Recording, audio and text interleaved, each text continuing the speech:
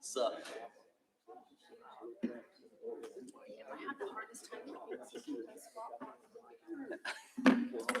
I've done that. I've done that.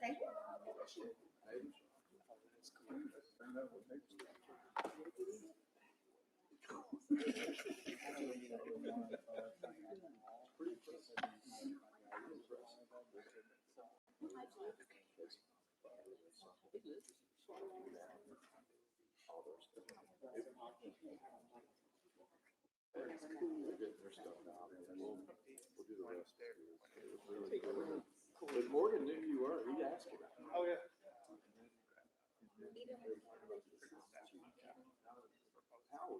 Yeah. Did he come to the back there? Yeah, he was back there. But Morgan was asking you. Thank you very much. Very well. Here?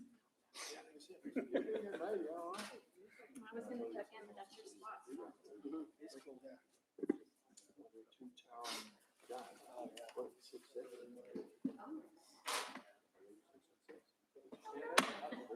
You see that? I guarantee you, they're big bone, they work out. Stop.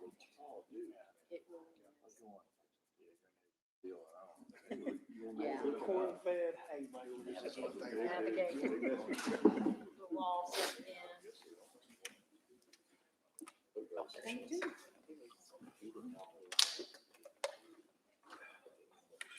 Yeah, well, that's good.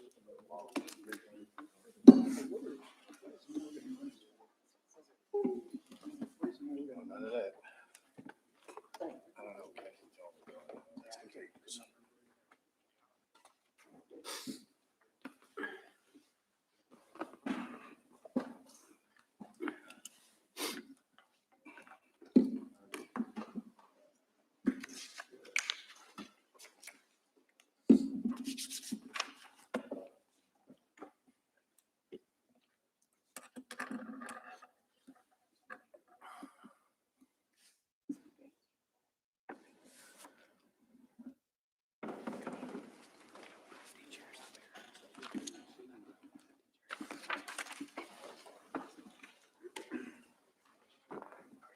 Great. How are you doing?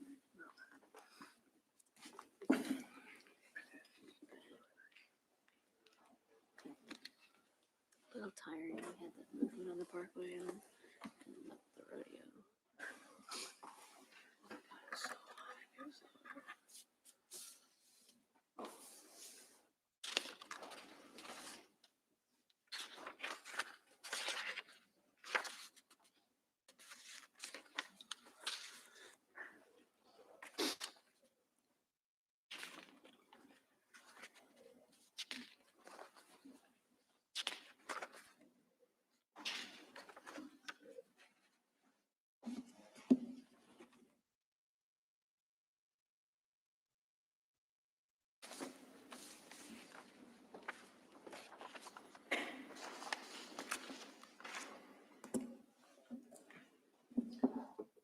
Good evening.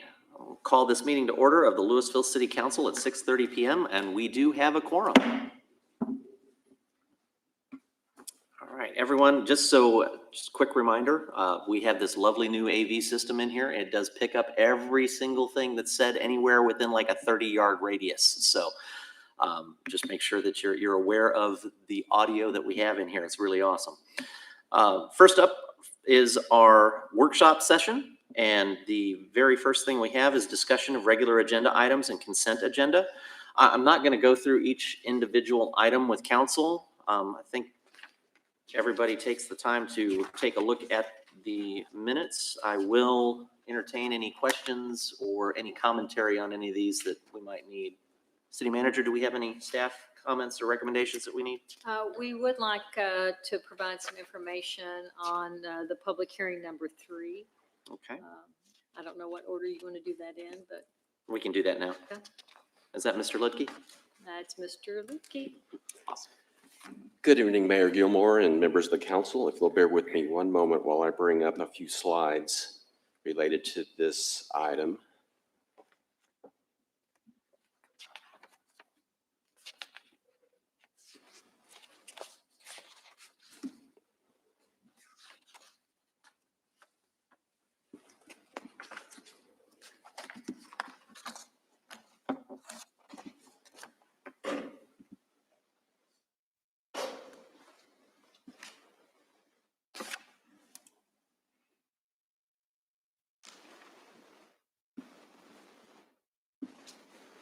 Okay, as you can see on the screen, this is a map of the existing zoning at the site, which is zoned general business. And as you can see, this site adjoins an established townhome neighborhood, Settlers Village. And the easternmost street is Cummings Drive, and you can see it has frontage along that general business zoning. So that really opens up a vast amount of different possibilities for potential development of this infill site. There's great potential of any future businesses either fronting Cummings Drive or having access to Cummings Drive. So that could potentially negatively impact that neighborhood. Moving on to the next slide is the concept plan for the proposed PD. As you can see, the applicant is proposing 18 townhomes along that eastern side of Cummings Drive. And those townhomes are designed to match the townhomes on the existing neighborhood. So you can almost look at this as a kind of the final phase of that neighborhood. It will really complete both sides of that street. And it will provide consistency with the existing townhomes within Settlers Village. Also, the commercial portion that fronts MacArthur Boulevard will consist of about 36,000 square feet of commercial buildings. The three larger buildings will contain retail, office, and restaurant uses. Then the northernmost building will be strictly limited to office uses. A lot of attention was put into laying out the site so that there is a very abundant buffer between the residential townhomes and the commercial businesses. And you can see there is a line of trees. The staff worked with the developer to develop a plan that exceeded all of our landscaping requirements and minimized the impact of the commercial development on the residential neighborhood. One item that came up at P&Z with several of the residents was kind of a lack of open space in that area. The applicant is proposing a small open space up here off of on the northern end of Cummins Drive. It'll be small, be more like a pocket park, and the staff from both planning and the Parks and Recreation Department are starting to have discussions with the developer to possibly utilize this space as public open space, but possibly being maintained by the developer or the HOA. We are also planning to discuss, have further discussions with the HOA of Settlers Village. I can go back. In the southwestern corner of the existing neighborhood, there is an existing private open space that accommodates drainage, another opportunity for another pocket park. So we are envisioning the possibility of having, two pocket parks kind of as bookends to this neighborhood to provide some usable open space for this neighborhood. Also want to note too, we've got some other recreational and open space opportunities developing just to the south, Vista Ridge Mall Drive along the Lid District. City staff is currently working on linking a lot of the segments of existing trails with additional bridges and trails. So in the future, there will be additional open space opportunities in this general area. My final slide is just the architectural elevations. The top elevations are the townhomes. And again, they were carefully designed to match the existing neighborhood. Then at the bottom, you have the commercial buildings, and those are also designed with 80% brick and stone and enhanced architecture. So with that, that's just a quick overview. I'd be glad to answer any questions. Council? All right, so again, this is just the overview to take a quick look over. There will be opportunity for public comment when we go into the general session at 7 o'clock. So one final point I did want to add on the townhomes. They are front entry. That is one of the two variances that are being requested. Typically, staff typically promotes a rear entry, especially in more walkable environments. But this situation is a little bit different since the existing neighborhood has, it's been there about 15 years and all of the homes have front entry garages. So we felt that the consistency was a little bit more important in this situation and warranted the recommendation to allow front entry garages facing the streets. So Mayor, I might add that the plan development does help us leverage and get additional benefits because it is single-family townhomes. We are getting some actual dollars for park development that we would not have had otherwise. And those cut-through concerns really would have existed if it had developed as general business. So we actually have more controls in this way. The good thing about having the concept plan, it does give the neighborhood certainty of what they can expect and really, safeguarding the neighborhood with, enhanced buffers and more landscaping than what would normally be required. If it were to remain general business, correct? Correct. Yeah, okay. Thank you, sir. Council? All right, we'll go ahead and move back through the regular agenda items and consent agenda. Councilmember Cade, I've got that you are going to need to recuse yourself on item 4. Okay, thank you.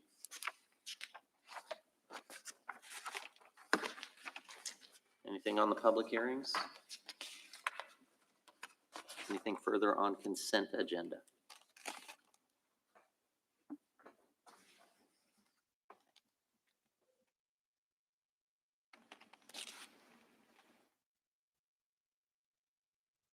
All right, hearing none, we're going to go ahead and move on to workshop session item B, discussion of solid waste agreement conversion and multifamily recycling. We have the Director of Public Services, Mr. Keith Marvin, along with ECS Manager Caitlin Herron, who will give us a PowerPoint. So take it away, guys. Thank you. Good evening, Mayor and Council. As you know, your staff has been hard at work on understanding and preparing for the annexation of Castle Hills. And we want to give you a little presentation this evening on an important topic for our world.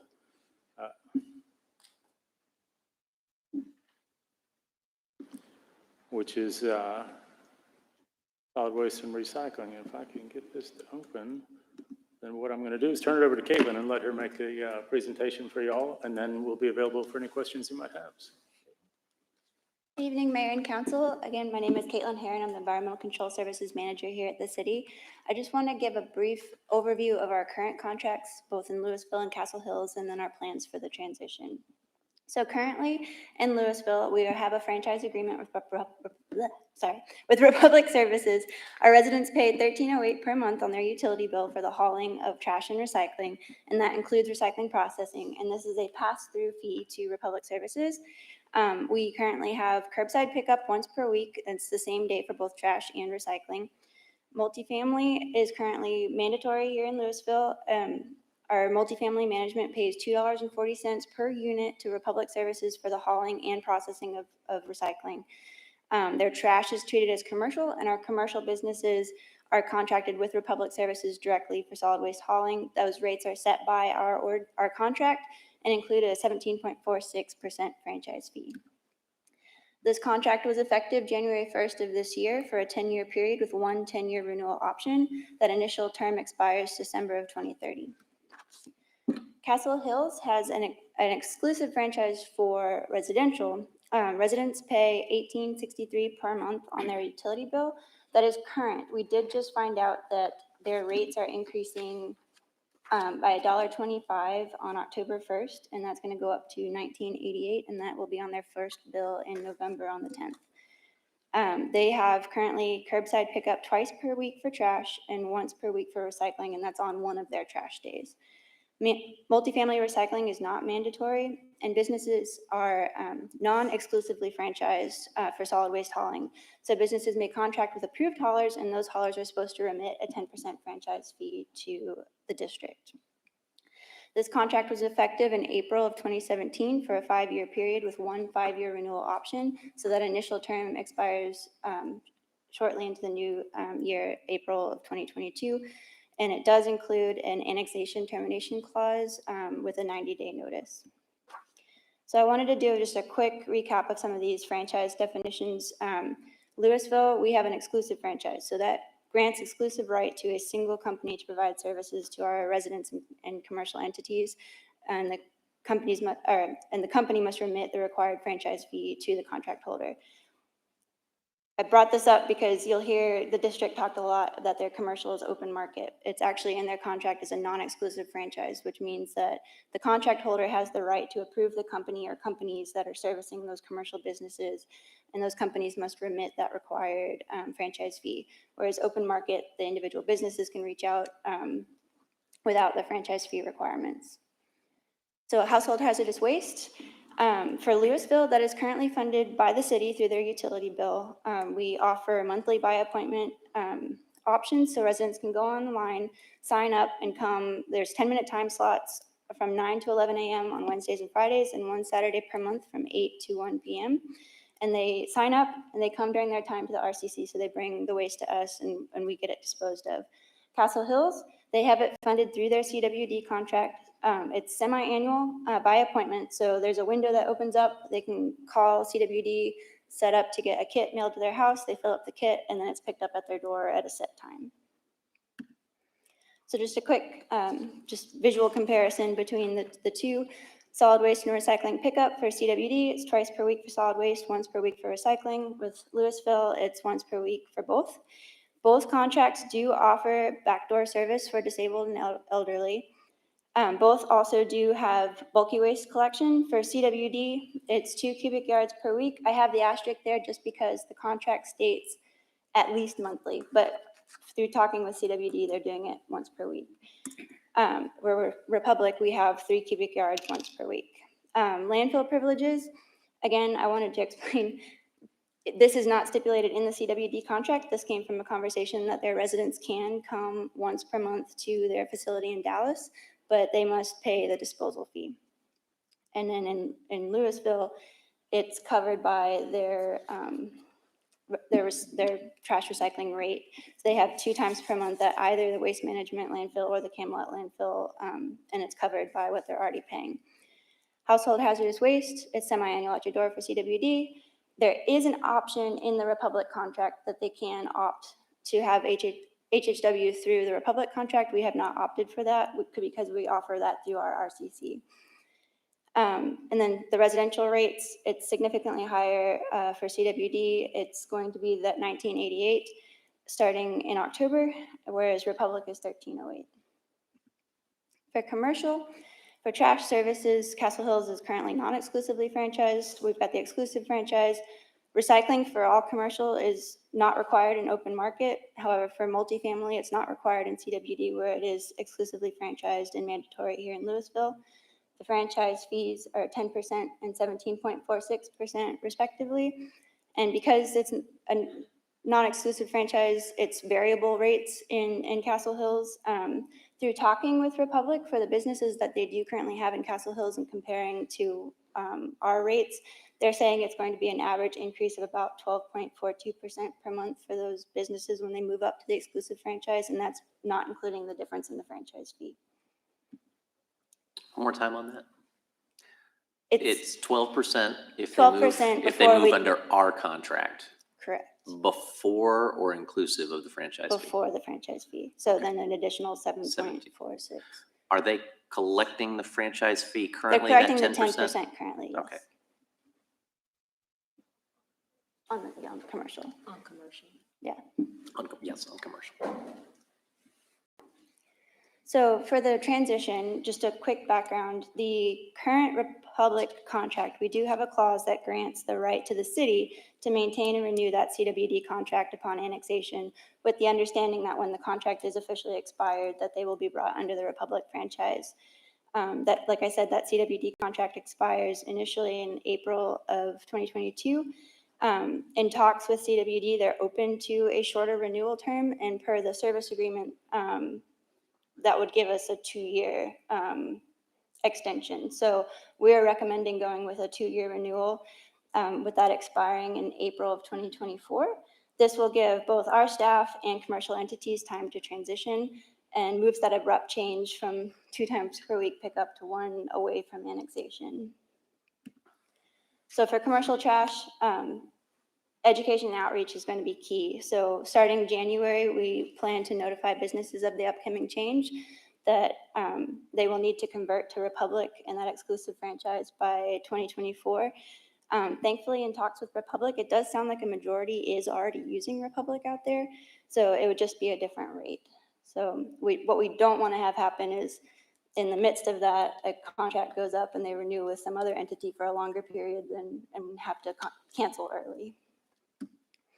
Multifamily recycling, we had our mandatory multifamily recycling set by ordinance in August 2014. It was then rolled out in April of 2015. Prior to that implementation, it's what's shown on the map is our residents only had access to 4 drop-off locations throughout the city. So when that was implemented and then the recent rate increase, the rate is $2.40 per unit and that was to include the processing of recycling as well as the collection. And then Castle Hills multifamily is not currently required. However, in talks with an owner of some business, in talks with some multifamily owners out there, they are actually voluntarily recycling. So it hopefully for some won't be too big of a transition, but that will also be part of our education is reaching out to them, letting them know that it will be mandatory, letting new development know that they need the room for the extra containers, and then educating the existing complexes of that requirement to transition in 2024. And with that, I will take any questions.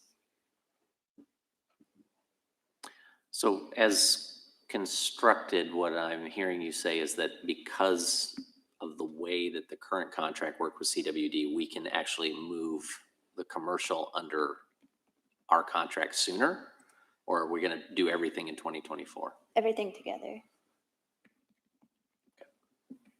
So we can't decouple those and get the commercial in earlier? We don't think that's a practical way to do it right now. It just makes more sense to keep that area under that existing agreement so that it all transitions at one time.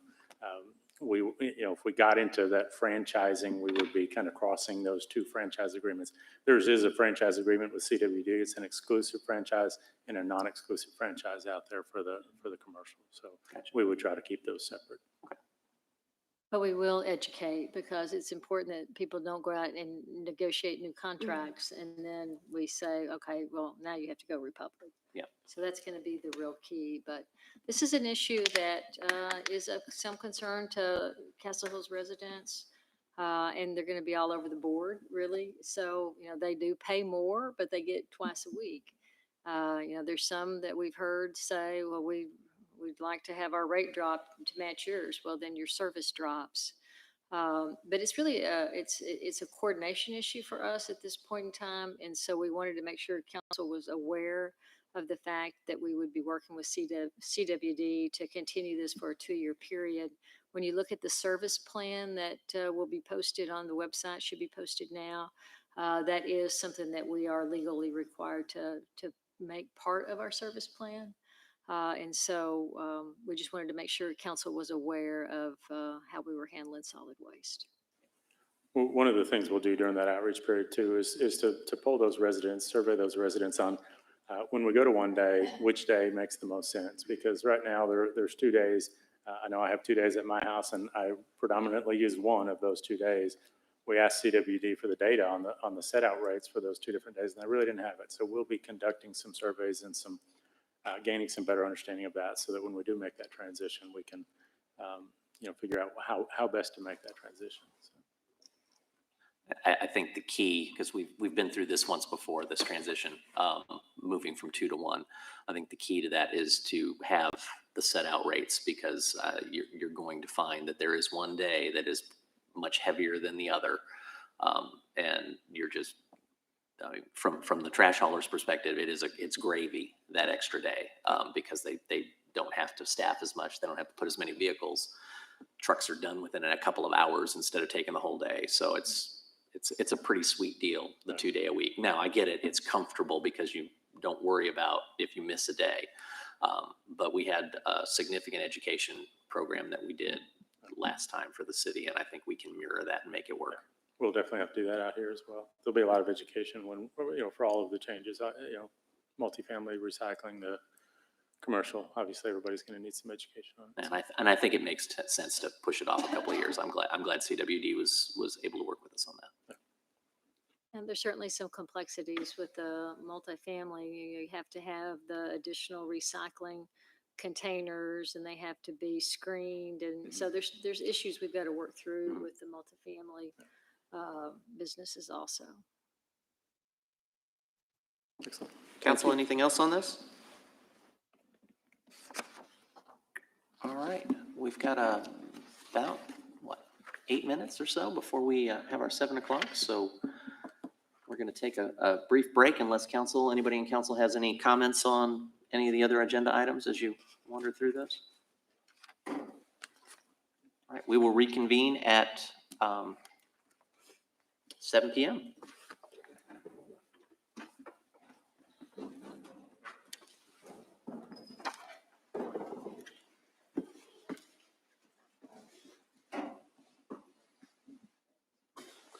I was just wondering,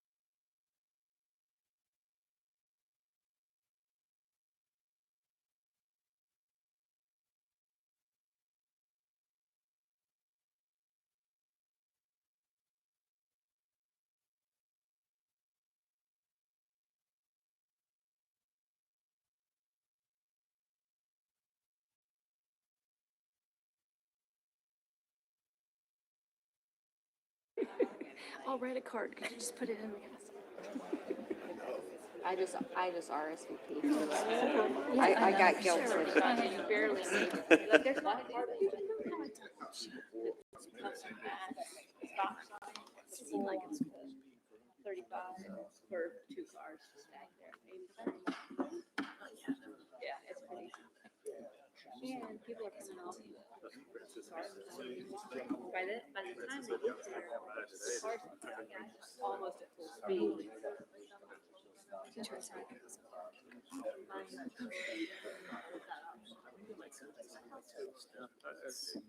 I mean, it keeps more of what you have today. I think that's probably one of the things too, Because they can get to the on one rail over set. And if they don't take that, then, because if you go from Florida to that, you don't get onto Main Street. It's a long. It's gonna be worse when that development goes through, because people are gonna start cutting through that development. All right, let's call this meeting to order in the regular session. It is 7 p.m. of the Louisville City Council. We have a quorum. If you would please join me in a moment of silent contemplation.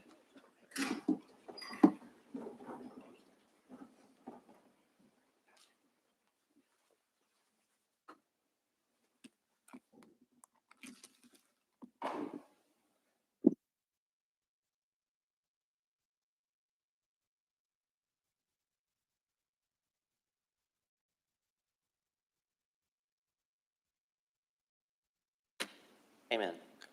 Deputy Mayor Pro Tem Jones, would you please lead us in the pledges? Please join me in the American pledge and the Texas pledge. I pledge allegiance to the flag of the United States of America and to the republic for which it stands, one nation, under God, indivisible, with liberty and justice for all. Honor the Texas flag. I pledge allegiance to thee, Texas, one state under God, one and indivisible. All right. First up tonight, we have a public hearing, consideration of an ordinance granting a zone change from agricultural open space district to light industrial district on approximately 1.1192 acres, being a portion of a tract of land out of the P. Higgins Survey, Abstract 525, located at the terminus of Bunker Hill Lane, approximately 1,000 feet southwest of West Hill Lane, as requested by Nasser Rizvi, my apologies. ARC Architects on behalf of Bunker Hill Flex Space LLC, the property owner. This undeveloped property is a portion of a larger tract that is zoned light industrial. The owner desires to build office warehouse space for the lease. The zone change supports the Louisville 2025 Vision Plan Update Big Move of economic vitality by providing space for small and locally owned businesses. The Planning and Zoning Commission recommended unanimous 6-0 approval on August 17th, 2021. And it is recommended that the City Council approve the ordinance as set forth in the caption above. Mr. Richard Lutke is available for questions. He's our planning director. Council.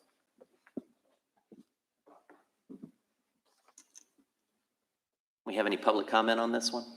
No, sir, we do not. All right. I'll entertain a motion to close the public hearing. Move to close the public hearing. Second. I have a motion and a second. Council, if you would please vote.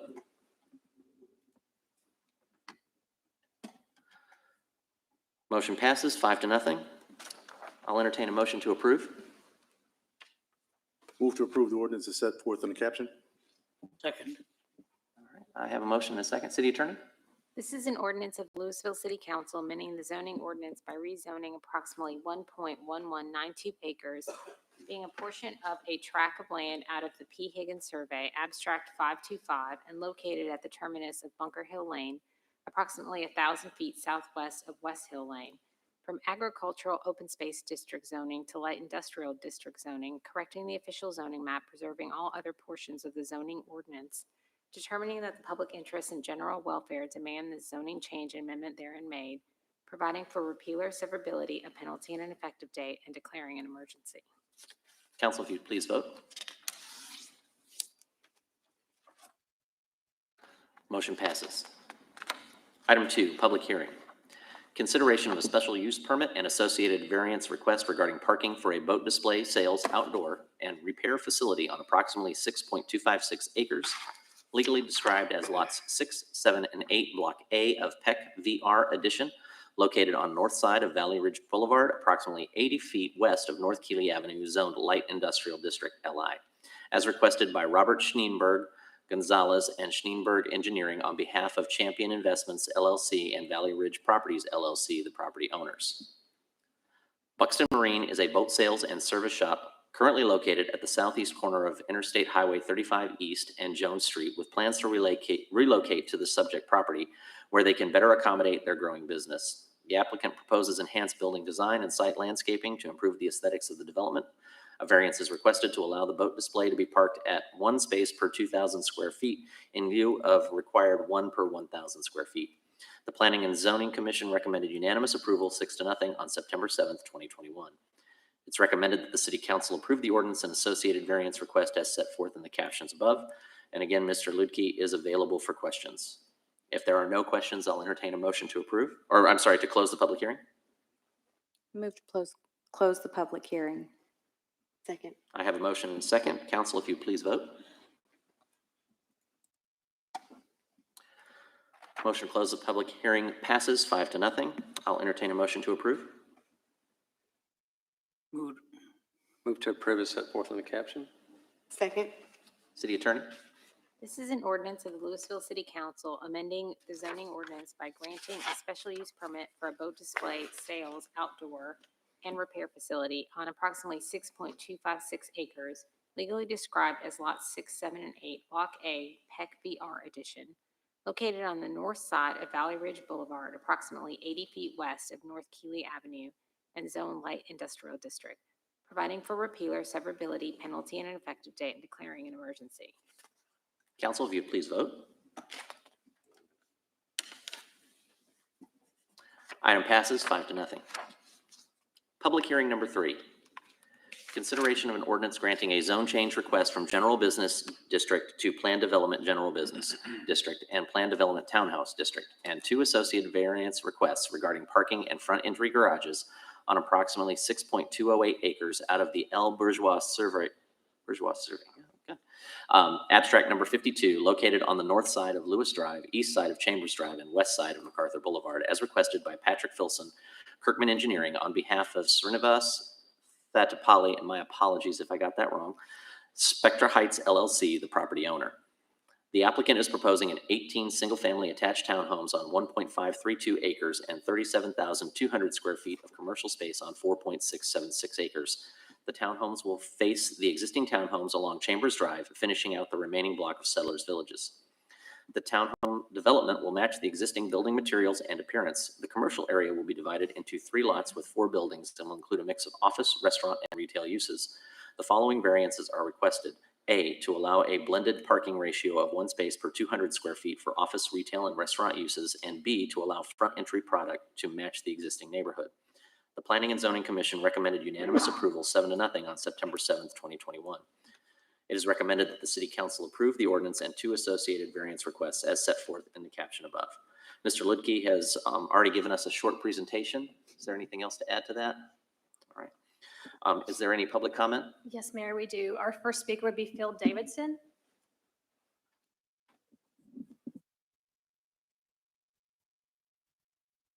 Mr. Davidson, you'll have 5 minutes, and if you would please state your name and address for the record. Yes, my name's Phil Davidson. I own the property at 472 Hunt Drive. It's about 650 feet south of the proposed development. I definitely support the zoning change. I would like to ask, to whatever extent is legally permissible, if the city or city staff can work to see if it'll be possible to put a driveway from the big shopping center at the top, just to the north of this, into the planned development, thus eliminating the need to have a driveway going into our neighborhood on Lewis Drive. If that's permissible, if you can do that, it's much appreciated. But I definitely support this. Thank you very much. Thank you, sir. Mayor and Council, Richard could speak to that if you'd like him Richard, to. would you mind? Currently, there are no access easements that would allow the driveway, so therefore it would not be legally permissible to require a driveway to the shopping center to the north. The driveway to Lewis Drive is required to meet all fire lane requirements for the site. So we're constrained by fire lanes and constrained by no easement available. That is correct. Now, the applicant is trying to make contact with a shopping center owner to the north to possibly in the future make a connection, but is not anything that we can require at this time. Thank you, sir. Other public comment? Yes, our next speaker would be Sandy Brantley.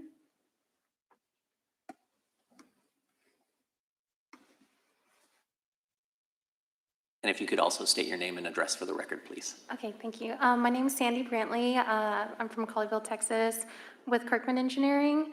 I came here in support of this project. If you have any questions, or if the residents have any questions, I can help answer those if you'd like. But that's all. Council, any questions? We do appreciate you being here for questions. Thank you so much. Thank you. City Secretary? We do have one more speaker, Bruce Rampy.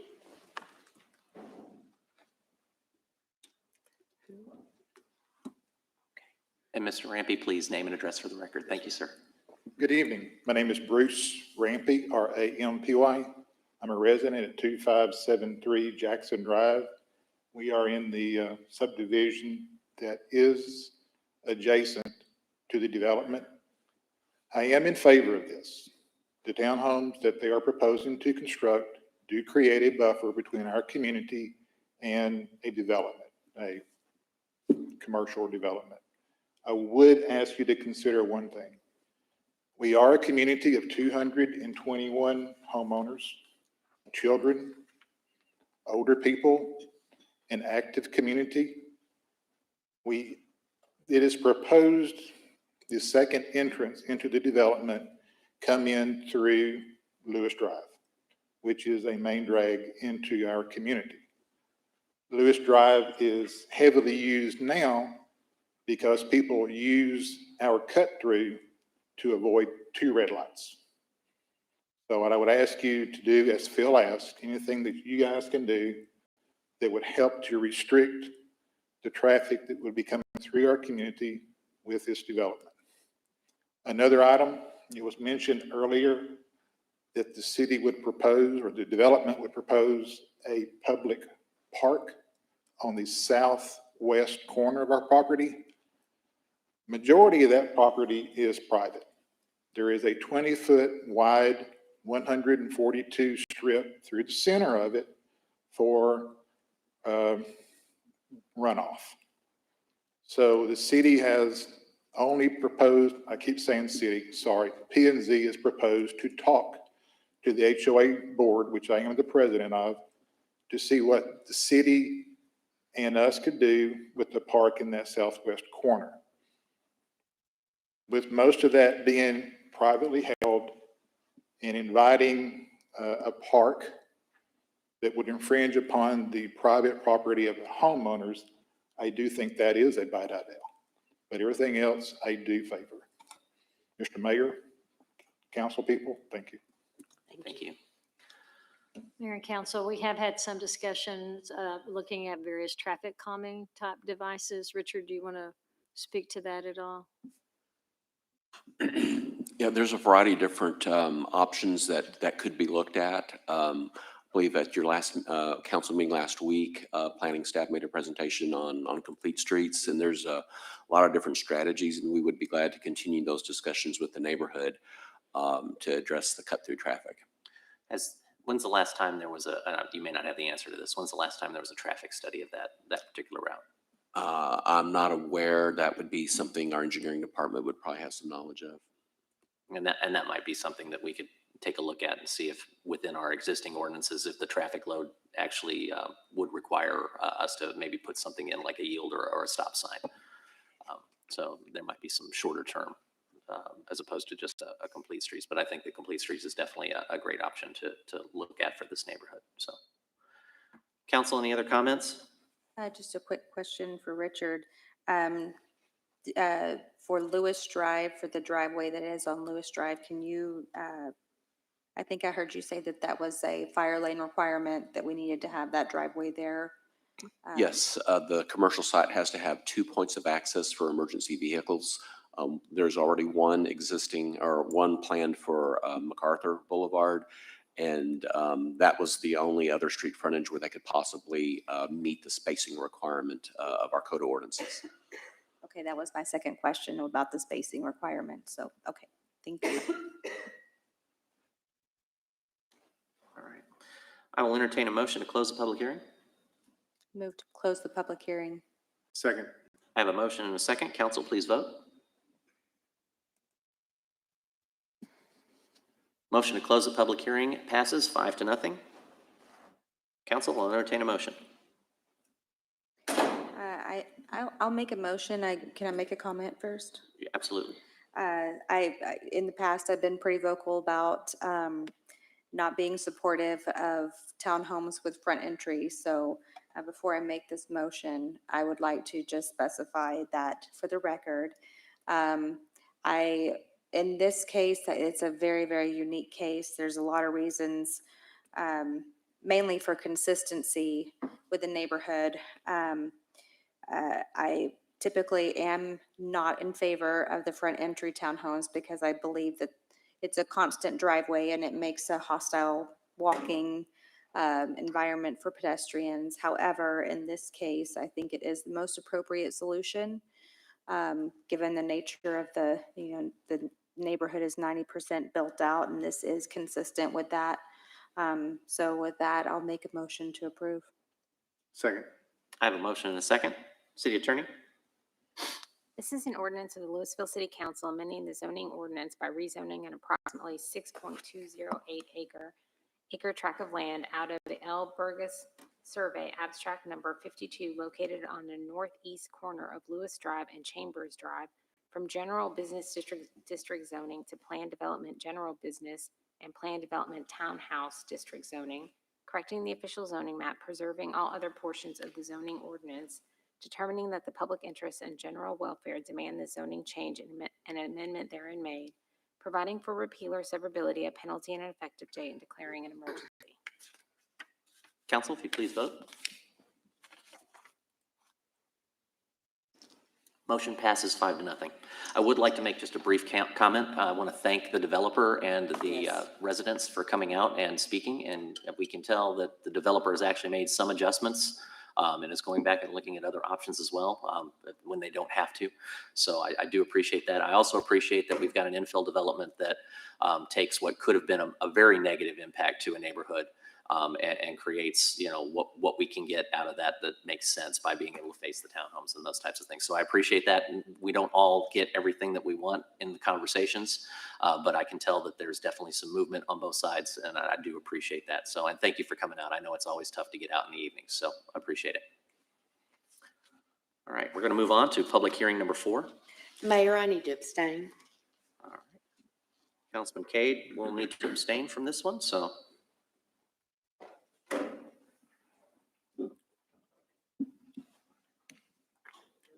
Public hearing number 4, consideration of an ordinance granting a special use permit for a wholesale establishment with more than 10% outside storage with one associated variance request on approximately 17.007 acres legally described as Lot 1, Block A, Builders First Source Edition, located at 902 North Mill Street, Zone Warehouse District, as requested by Robert Schneeberg, Gonzalez and Schneeberg, Engineers and Surveyors Incorporated, on behalf of Builders First Source LLC, the property owner. Builders First Source is seeking a special use permit to expand outside storage from 270,000 square feet to 315,130 square feet. They are proposing to plant additional landscaping in conjunction with this request. The applicant is also requesting a variance to waive the deceleration lane requirement along North Mill Street and Keeley Avenue. The Planning and Zoning Commission recommended unanimous approval 6-0 on August 17, 2021. It's recommended that the City Council approve the ordinance and associated variance request as set forth in the caption above. Mr. Ludke is available as well. Are there any public comments? No, sir, there is not. All right. Council, if there are no comments, I will entertain a motion to close the public hearing. Move to close the public hearing. Second. I have a motion and a second. Council, please vote.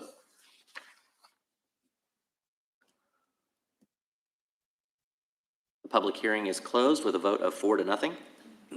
I'll entertain a motion to approve. Move to approve the ordinance and associated variance request as set forth.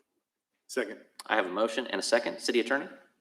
This is an ordinance of the Louisville City Council amending the zoning ordinance by granting a special use permit for a wholesale establishment with more than 10% outside storage on approximately 17.007 acres, legally described as Lot 1, Block A, Builders First Source Edition, located at 902 North Mill Street and zoned warehouse district, providing for repeal or severability, penalty, and an effective date, and declaring an emergency.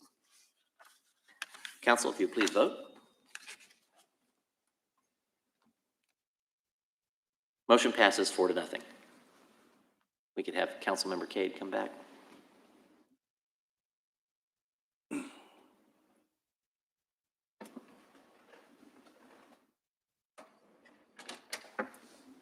Public hearing number 5, consideration of an ordinance granting a special use permit for heavy equipment outdoor display, sales, and service on approximately 4.213 acres, legally described as a portion of Lot 1, Block A, Roadrunner Edition, located at 1690 State Highway 121 Business, zoned heavy industrial district, as requested by Caroline Russell, JCB Incorporated, on behalf of Christy Mulkey, Pied Piper Properties Limited, the property owner.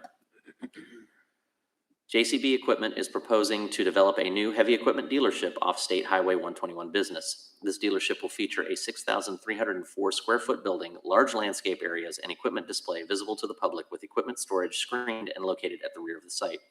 The applicant is providing enhanced building materials and agreeing to remove a billboard sign as a part of the special use permit application.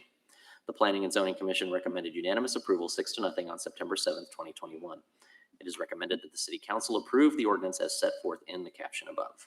Mr. Lidke is again available for questions, and if there are none, do we have any public comment? Mayor, we do have 2 cards, Carolyn Russell and Sean Manuel. They are here in support of it and are happy to address any questions, but I do not believe they wish to speak unless council had questions. We'll find out. Does council have any questions? If not, I'll entertain a motion to close the public hearing. Move to close the public hearing. Second. I have a motion and a second. All those in favor, or actually all those, just move to vote. There we go. Amazing how that works. Motion passes 5-0. Thank you so much for being here, though, to field any questions if we needed them. Council, I'll entertain a motion to approve. Motion to approve is set forth in the caption. Second. I have a motion and a second. City Attorney? This is an ordinance of the Louisville City Council amending the zoning ordinance by granting a special use permit for heavy equipment outdoor display, sales, and service on approximately 4.213 acres, legally described as a portion of Lot 1, Block A, Roadrunner Edition, located at 1690 State Highway 121 Business and Zone Heavy Industrial District, providing for repeal or severability, penalty, and an effective date, and declaring an emergency. Council, if you please vote. Public hearing number 5, motion passes 5-0. Public hearing, item 6. Consider an ordinance approving amendments to the Louisville City Code, Chapter 17, zoning of the Louisville City Code by amending Section 17-34, enforcement and application to amend requirements for newly annexed areas. The proposed amendment specifies that any property annexed with an existing zoning designation on the plat shall use that zoning designation as the temporary zoning classification until the property is officially zoned instead of the default zoning classification of Agriculture Open Space District. This amendment will help facilitate the annexation of Castle Hills. It is recommended that the City Council approve the ordinance as set forth in the caption above. Mr. Lidke is available for this one as well. Are there any public comments? No, sir, there's not. All right, I'll entertain a motion to close if there are no comments from council. So move. I have a question. Oh, we got a question over here. I had a question for Richard. Is there a time frame associated with this? As this is kind of getting us through the interim after annexation until the planned development for that area is approved? Yes, we have Or 120 days by state law and a city ordinance to put permanent zoning in place. Okay, thank you.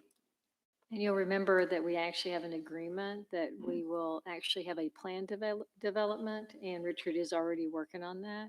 And I believe that has to be in place 60 days after the date of annexation. Okay. Yes, So- I believe it, I'm looking it up right now, but I believe the current ordinance is something less than 120 days. Yes, I was incorrect. It is 60 days. January 15th would be the proposed date if annexation occurs on November 15th. So we have 60 days to put in the planned development zoning. This basically takes the 60 days where it would be ag open and instead makes it what the zoning is on the documentation. That's the plat. correct. Yes, that's correct. As we've developed in Castle Hills, there's been zoning designated on the plats, even though there's really no zoning in Castle Hills. And so what this does, it takes that zoning that's been noted on the plat and makes that effective until that plan development is complete and adopted by council. Otherwise, it all comes over as AO, and then we got Yes, to sir. deal with that. Yeah, that would be very problematic. In more ways. All right, I'll entertain a motion to close the public hearing if there are no other questions. So moved. Second. All right, I have a motion and a second. Council, please vote. Motion passes 5-0. I'll entertain a motion to approve. Move to approve. Second. I have a motion and a second. City Attorney? This is an ordinance of the Louisville City Council amending Chapter 17 zoning of the Louisville City Code by amending Section 17-34 enforcement and application to outline a new temporary zoning classification for previously platted property upon annexation to the city, providing for repeal or severability, penalty, and an effective date, declaring an emergency. Council, if you'd please vote. Motion passes 5-0. Public hearing number 7, consideration of the proposed tax rate of the 2021 tax year. In accordance with state law, a public hearing must be held on the proposed tax rate for the 2021 tax year. Section 26.05, paragraph D of the Texas Property Tax Code requires a governing body to hold a public hearing to adopt a tax rate for the current tax year if the proposed rate exceeds the lower of the voter approval or no new revenue rate. The total tax rate proposed for the fiscal year 2021-2022 of 0.443301 does not change from the current fiscal year tax rate, nor does it exceed the voter approval rate of 0.465470. It does, however, exceed the no new revenue rate of 0.433335 by 2.2998%, thus requiring a public hearing. The proposed tax rate was recommended by City Council at the budget workshop held on August 7th, 2021. An agenda item to adopt the 2021 tax rate is also on tonight's City Council meeting. This is just to hold the public hearing. Is there any public comment? No, sir, there is not. I'll entertain a motion to close the public hearing. Move to close the Second. public hearing. I have a motion and a second. Council, if you would please vote. Motion passes 5-0. Public hearing is closed. Item D, Visitors Citizens Forum.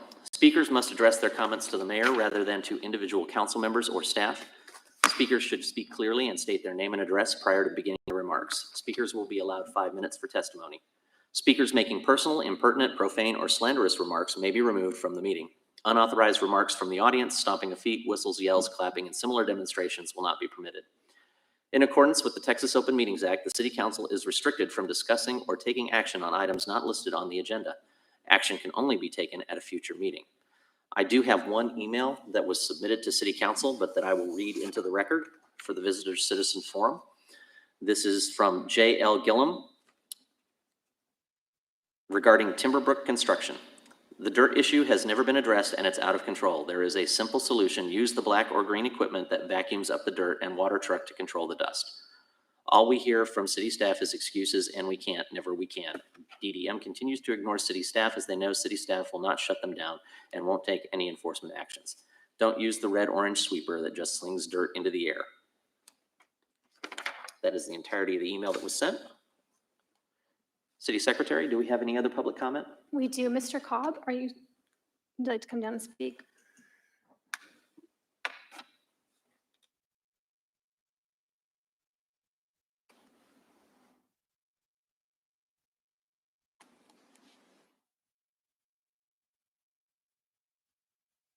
Mr. Cobb, if you could please state your name and address for the record. My name is Dennis Cobb. Anyway, I want to say thank you. Hope everybody's having a great day, great life. Real quickly, I live in an RV, and I stay out frequently out at Lake Park RV. And I'm sure you well know that you have a 14-day maximum stay out there. I can understand that maybe Memorial Day, Labor Day, but I don't understand being told I have to leave when there's 3/4 of the park's empty, saying we've got to make room for people to come in here. It doesn't make sense to me. Now, I could even understand saying no permanent structures or anything like that, but I feel like I should be allowed to stay there longer based on the fact that it's 3/4 empty. Thank you, Mr. Cobb.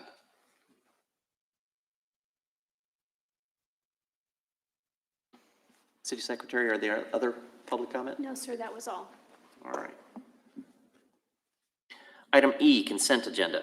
All of the following items on the consent agenda are considered to be self-explanatory by the council and will be enacted with one motion. There will be no separate discussion of these items unless a council member or citizen so requests. For a citizen to request removal of an item, a speaker card or e-comment must be filled out and submitted to the city secretary. Were there any comments? No, sir, there were not. All right. Council will entertain a motion to approve the consent agenda. Move to approve the consent agenda. Second. I have a motion and a second. Council, if you would please vote. Motion passes. Consent agenda is approved 5-0. Regular hearing, item 13, consideration of an ordinance amending the fee schedule of the city of Louisville by amending fees related to community relations and tourism, engineering, finance, special events, neighborhood and inspection services, and parks and recreation. As part of the annual budget process, changes to the fee schedule based on an analysis of current charges as compared to cost recovery goals and/or comparison to surrounding entities. In addition, fees are reviewed to make sure they are still applicable. Resulting modifications are proposed by the departments. Historically, fee schedule information was codified and included in the Code of Ordinances. However, last year, City Council approved a non-codified fee schedule and left in place language stating that a repository of fee schedule information is available on the city's website in Section 2-201 of the Code of Ordinances. Actual fee schedule information is now located on the city's website within the finance section. It is recommended that the City Council approve the ordinances set forth in the caption above. Any comments, questions? I'll entertain a motion. Move to approve. Second. City Attorney? This is an ordinance of the Louisville City Council amending the fee schedule of the city of Louisville by amending fees related to community relations and tourism, engineering, finance, special events, neighborhood and inspection services, and parks and recreation, providing for repeal or severability and an effective date, and declaring an emergency. All right, council, if you would please vote. Motion passes 5-0. Item 14, consideration of an ordinance adopting the fiscal year 2021-2022 tax rate. This action will adopt the city's annual ad valorem tax rate for all taxable property at 0.443301 per $100 of assessed valuation. The rate combines the following: maintenance and operations of 0.320981 and principal and interest on debt service of 0.122320 for a total tax rate of 0.443301. While the proposed total tax rate for fiscal year 2021 is the same as the fiscal year 20 to 2021 tax rate, the proposed tax rate exceeds the no new revenue tax rate of 0.433335. Under state law, specific language is required in the ordinance as well as a record vote of the city council with approval by at least 60% of the members of the governing body. The specific language of the motion to adopt the ordinance must be made in the following form. I move that the property tax rate be increased by the adoption of a tax rate of 0.443301, which is effectively a 2.2998% increase in the tax rate. It's recommended that the City Council approve the proposed ordinance adopting the fiscal year 2021-2022 tax rate with the following motion. I move that the property tax rate be increased by the adoption of a tax rate of 0.443301, which is effectively a 2.2998% increase in the tax rate. I'll entertain a motion. Mayor, move to approve the proposed ordinance and move that the property tax rate be increased by the adoption of the tax rate of 0.443301, which is effectively a 2.2998% increase in the tax rate. I have a motion. Do I have a second? Second. All right, I have a motion and a second. City Attorney? This is an ordinance of the City Council of the City of Louisville, Texas, establishing the tax rate and tax levy for the City of Louisville, Texas for the year 2021 to 2022 upon all taxable property in said city in conformity with the laws of the state of Texas and the charter provisions in all ordinances of said city, providing a repealer, providing for severability, providing for an effective date, and declaring an emergency. Council, if you please vote. Motion passes 5-0. Item 15, consideration of an ordinance amending the fiscal year 2020-2021 adopted budget. The purpose of this ordinance is to amend the fiscal year 2020-21 adopted budget to include all supplements and changes approved by council throughout the year. A large percentage of these appropriations include items that were discussed during the mid-year report in May. Appropriations also include the routine supplement completed each year for prior year encumbrances or purchases that overlap into the next fiscal year, as well as appropriations that correct a year imbalances. It is recommended that the City Council approve the ordinance amending the fiscal year 2020-2021 budget. I'll entertain a motion.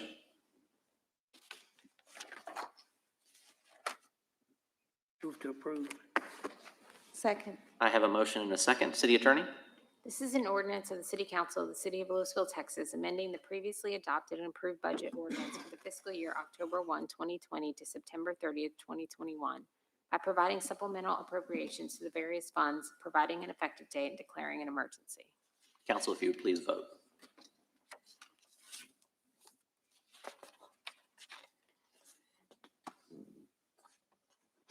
Motion passes 5-0. Item 16, consideration of a resolution nominating candidates to the Denton Central Appraisal District Board of Directors. The Denton Central Appraisal District has requested that the city nominate up to 5 individuals to serve as the DCAD Board of Directors prior to October 15th. After all entities have made their nominations and votes have been cast, the 5 candidates that receive the most votes become the board directors as of January 1st. Board members serve a 2-year term. All board members are up for re-election. The current board of directors is made up of Charles Stafford, David Terry, Roy Atward, George Pryor, Brian Webb, and Michelle French. Michelle French serves as an ex officio member. Brian Webb has indicated he does not wish to be reconsidered for service on the DCAD board of directors. However, Alex Buck has indicated he is interested in being considered for the nomination. It is recommended that the city council approve the resolution as set forth in the caption above. Council, I do have a little bit of additional information that I'd like to share tonight. We are actually looking to add a second, so 2 names to the board. And with that has been a search throughout Denton County to see who we might find that has the qualifications and the wherewithal to be on this board. I expect that we will have a second name on our October 5th council meeting to add a second name. I think we have the opportunity maybe to place 2 folks from this part of the county on that board. So that's what we're working towards. So expect to see maybe another name to join Mr. Buck on our October 5th council meeting. With that, I'll entertain a motion to approve the resolution and nominate Mr. Buck. So moved.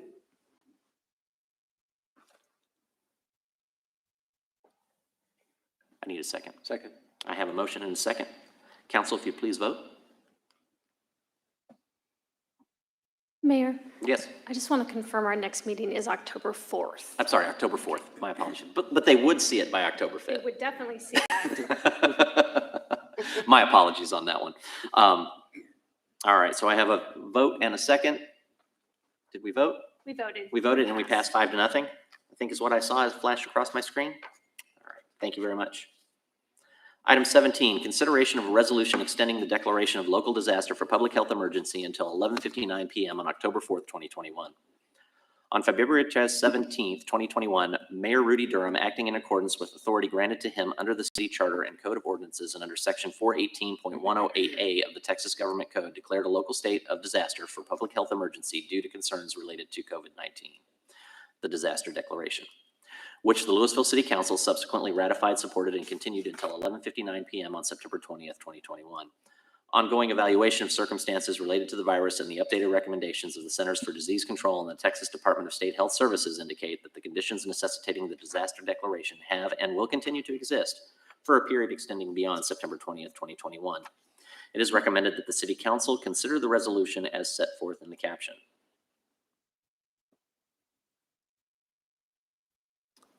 I'll entertain a motion. Move to approve. Second. I have a motion and a second. Council, if you would please vote.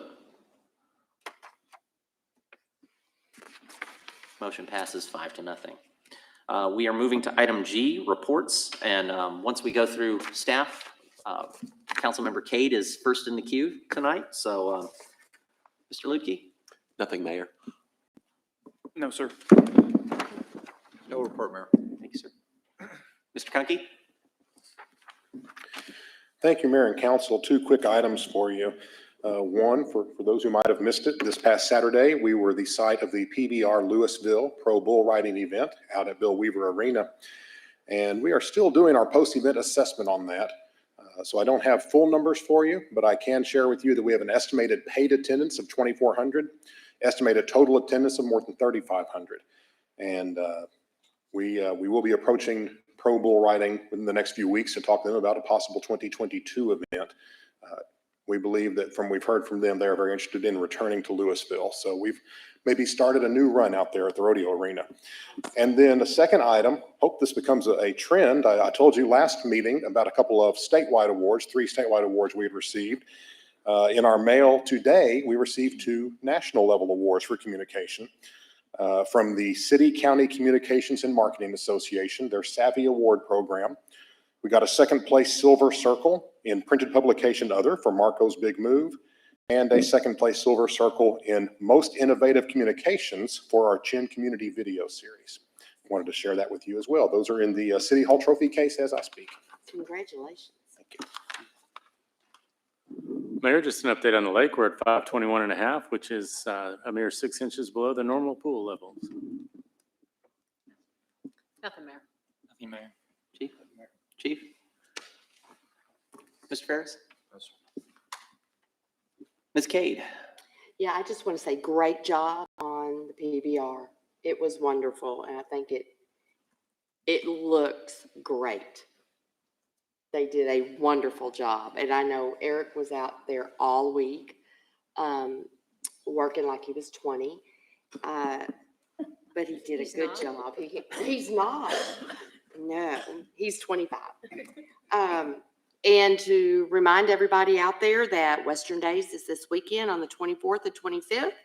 And our headliners are the Old 97s and Dwight Yoakam. Old 97s will be on Friday and Dwight Yoakam will be on Saturday. So it'll be very, very good to see everybody out there. I think it's going to be very, very crowded. Also, there's Stacy. The Louisville Play on Wheels. Wednesday on the 22nd is going to be at Creekview Park at 1806 South Old Orchard. It's the pop-up park.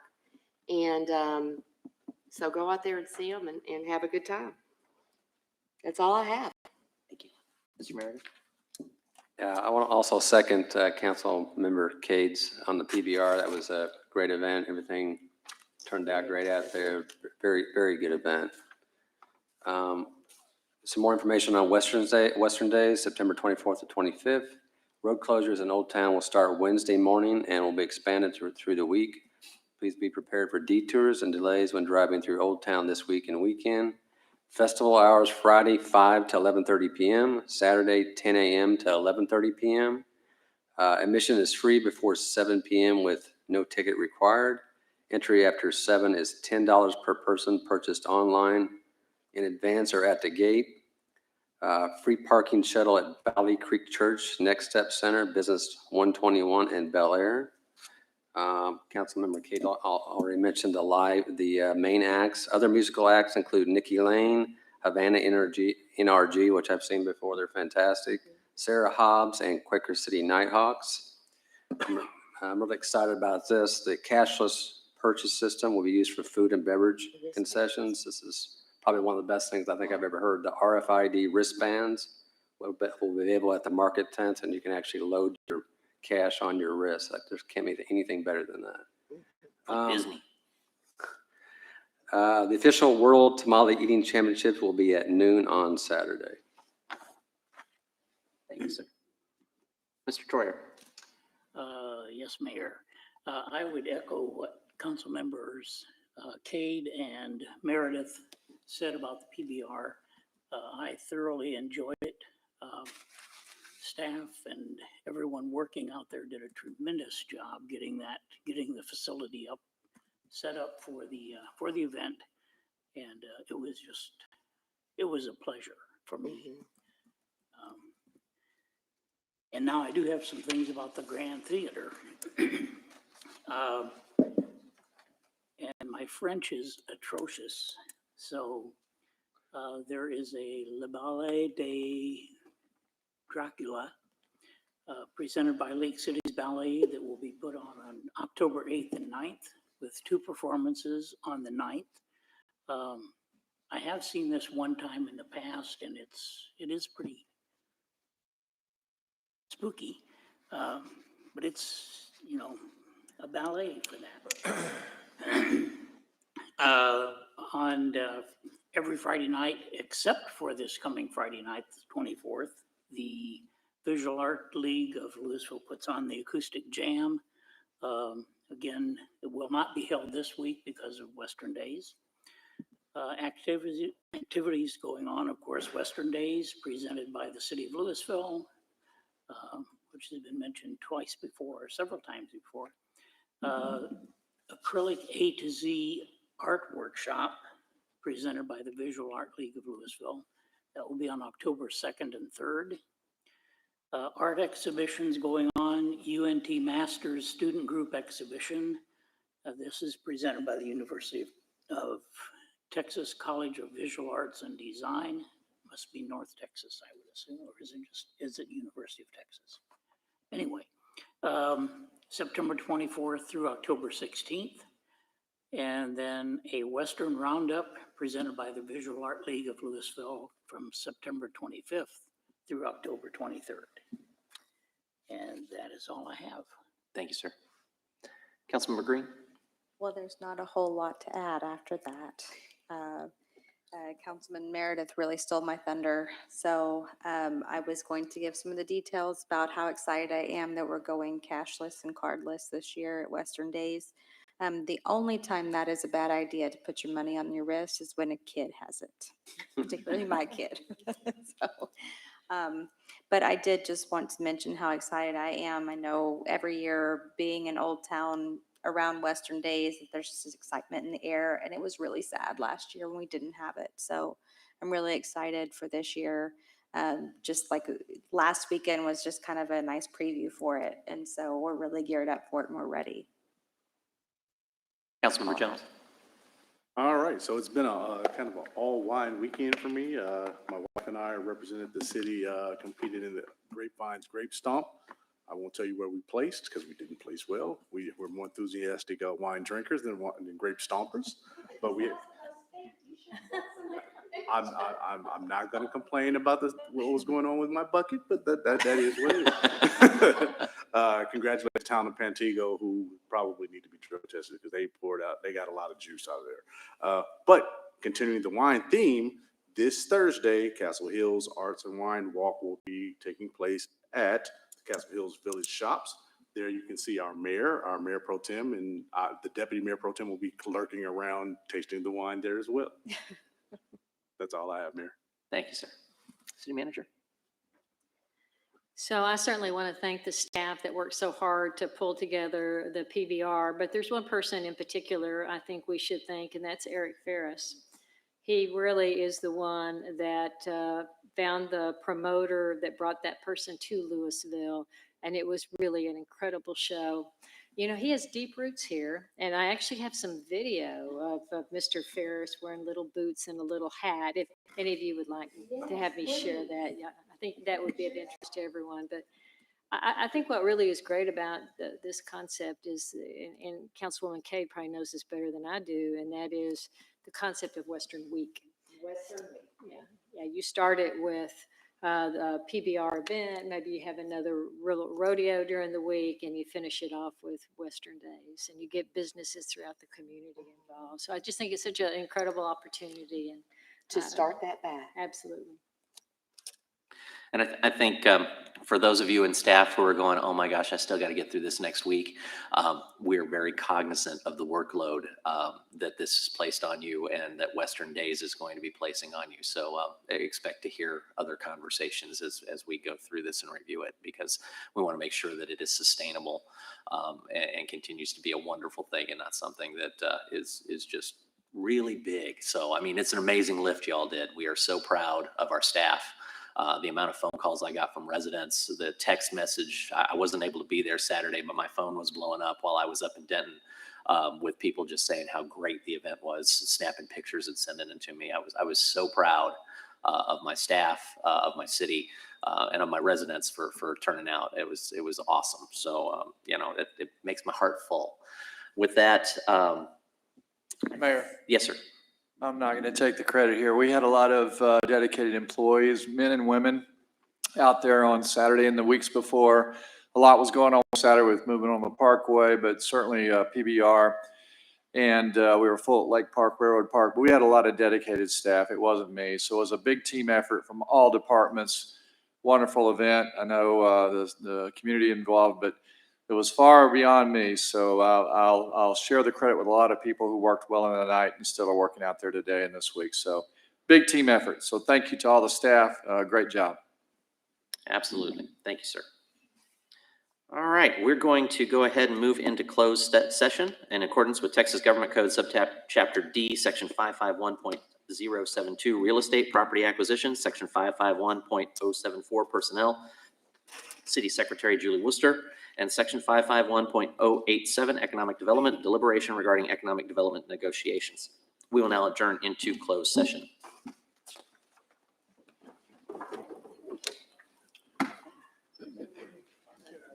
Class. Should do it again in a couple of weeks.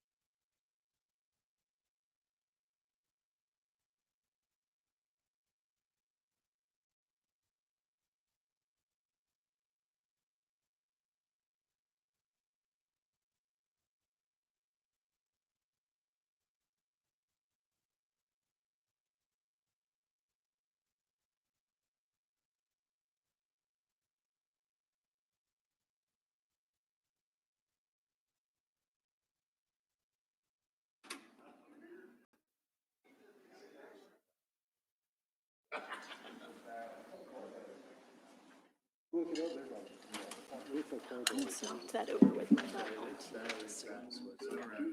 knock this over onto you. Oops, sorry. See how nasty Eric's shield looks over there? Probably because they were snoring. They probably Oh, no, it's dark. Convene back into regular Loosen it session. up. Council, is there any motion to be made? Yes, Mayor, there is. Ms. Kate? I'd like to move to amend Julie Worcester's severance agreement by waiving 100% of the employee cost of retiree health insurance until such time as she reaches the age of 65 and is eligible for Medicare. Second. I have a motion and a second. Any discussion? If none, council, please vote. All right, motion passes 5-0. Council, I'll entertain a motion to adjourn. Move to adjourn. Second. I have a motion and a second. Please vote. I haven't put it in so they can vote out loud this time. Oh, okay. Yay. Aye. Ayes have it. We are adjourned. That's 8:01 PM. So why didn't the generators, they couldn't get around it? The generator couldn't get around the UPS yesterday?